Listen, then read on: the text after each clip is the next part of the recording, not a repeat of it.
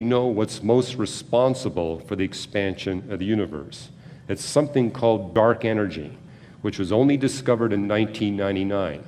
But now we know that dark energy makes up about 3/4 of all the stuff of the universe. It's the energy embedded in the space surface of the universe. And the way that energy works is as the surface of the universe expands, dark energy becomes progressively more and more powerful in its capacity to accelerate the expansion of the universe. And that determines what kind of stuff will form in the universe. So, for example, if dark energy were more powerful than what we measure, that means that the universe would be expanding so rapidly that gravity would never be able to collect gas and dust to make galaxies, stars, and planets. Now, if you live in a universe that's nothing but dispersed gas, then there's no place for life to live. Life is impossible.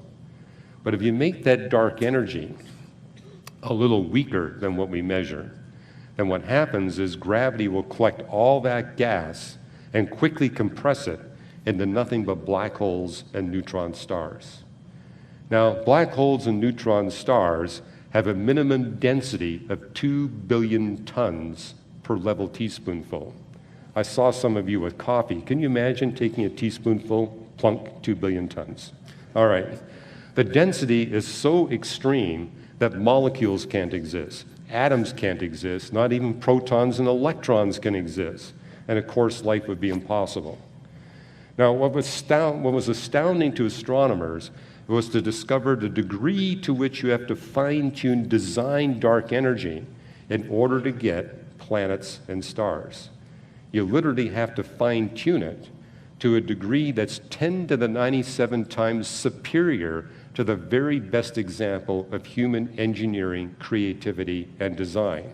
If you want to know what that is, it's a gravity wave telescope. It was invented by Caltech and MIT physicists.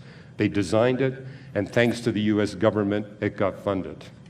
Well, what this measure tells us is that the one that created space and time and designed this dark energy is at a minimum of 10 trillion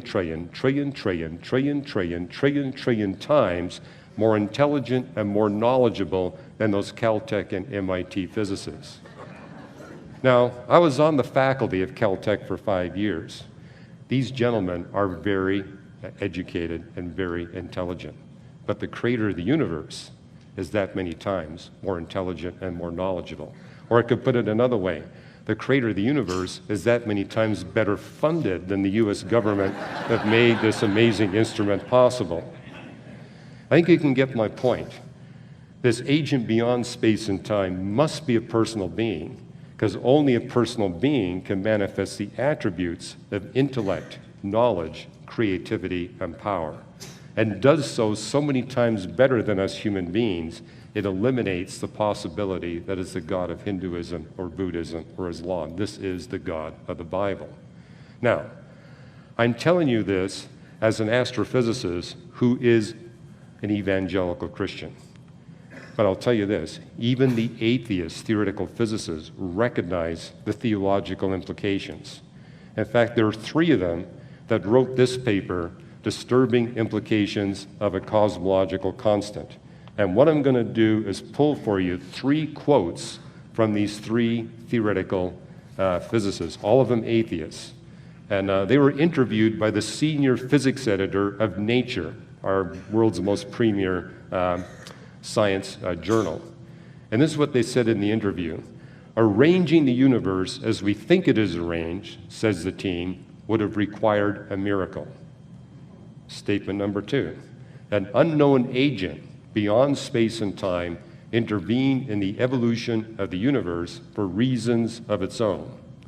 And that explains the title of the paper, Disturbing Implications.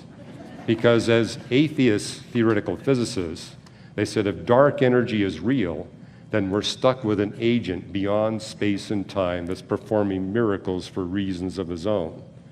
And therefore, they concluded this paper, 21-page paper, with this last sentence. Perhaps the only reasonable conclusion is we do not live in a world with a true cosmological constant.